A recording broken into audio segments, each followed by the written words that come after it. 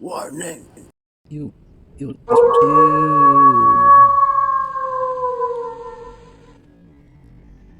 yeah. This.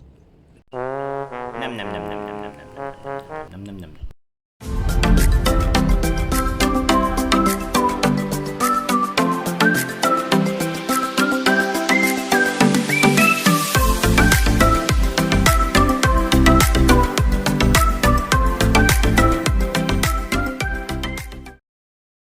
Oh my god, what is that? Ew, yuck, worms.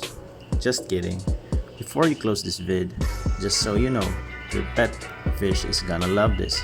So keep watching. Hey pet lovers, welcome to Backyard Fishkeeper. For today's video, I'll be showing you how to culture Grindal worms. Then you may ask a question. What is a Grindal worm? Well, Grindal worm is a worm named after Mrs. Morten Grindal of Sweden, who came across these tiny worms while she was trying to improve her white worm culture. Grindal worms are small, non-parasitic worms that lives in soil. The beauty of Grindal worm culture is that it's easy to care for compared to other live foods for your pet fish. They also reproduce rapidly, which creates an unlimited and sustainable production of live food for your small pet fish. Without further delay, let's begin. These are the materials that you will need. Clear plastic container with cover. You may use a non-transparent plastic, but for the purpose of easy monitoring of the condition of your worms, I recommend that you use a clear plastic. A soldering iron. A cotton. Cocoa peat, also known as cocoa coir in the US, is a shredded coconut husk. You can buy this from your nearest garden shop, or you may purchase this online. You may also use other materials such as dirt and scoring pad. A spray bottle, with water of course. A scissor, a transparent plastic bag or a cellophane, or you may also use a hard transparent plastic.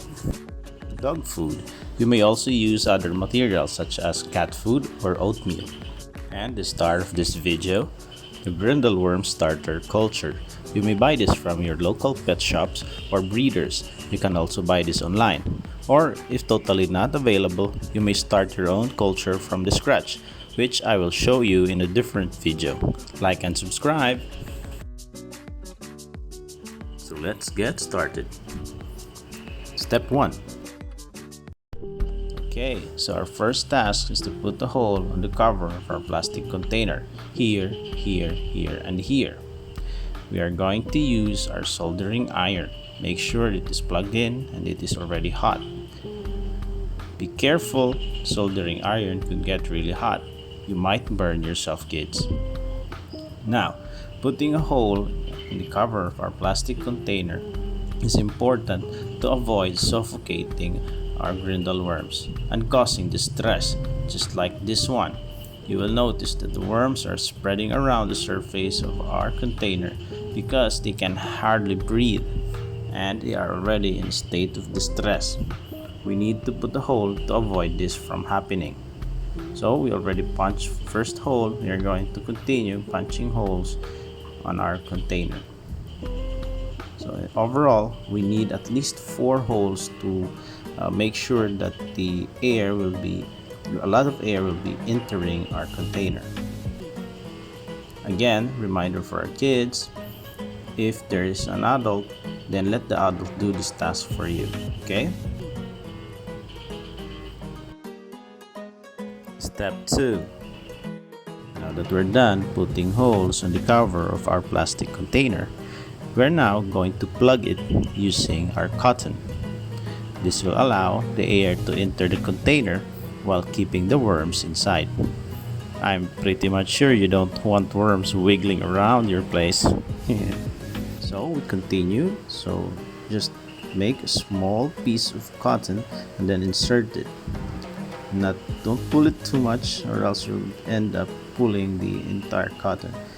Just secure it in place. That's it.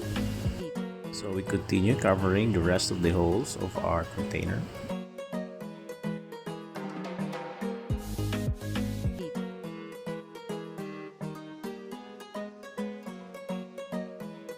Step 3. Now, let's open our coco peat bag and put some in our plastic container.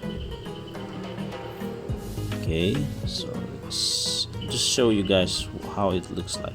So this is a coco peat. Basically, it's just a shredded coconut husk. So let's spread it evenly. This will serve as our culture bed. You can also use other materials such as scoring pad or dirt. But for me personally, I found more success using coco peat. Grindal worms require a culture bed that will allow them to move freely and reach decaying matter, which is provided by coco peat. Okay, that's it. Step 4. Okay, now let's moisten the coco peat using our spray bottle. Just enough, okay, huh?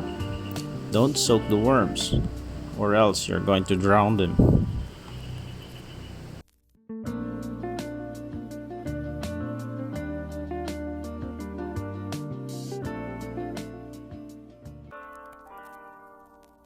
Step 5. Okay, now that our culture bed, the coco peat, is nice and moist, we are now going to put some dog food on our culture bed. This will serve as the food for our Grindal worms. I think 4 should be enough. Okay, let's return the cover. Now, this time, we're going to be seeding a sample culture from our starter culture. This is our starter culture. As you can see here, these are Grindal worms sticking on the surface of the plastic. Let me just give you a closer look. These are the Grindal worms. As you can see, the side of the dog food, and these are the Grindal worms on the surface of the plastic. They will serve as our starter culture. Now let's put it on the dog food, cover it, and that's it. We have now our new Grindal worm culture. So put back the lid.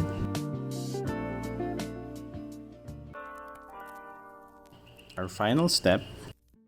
Now that we have secured our new culture, we are now going to replace the plastic that we removed from our old culture by cutting a transparent plastic and putting it on top of our old culture.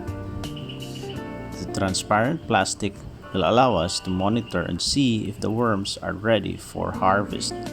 Now let's put back the lid, and voila, we got 2 Grindal worm culture now. Hey, don't forget to like and subscribe for more tutorials such as this one. Happy fish keeping! How about you? Do you have a better technique? Let me know by commenting down below. Aight.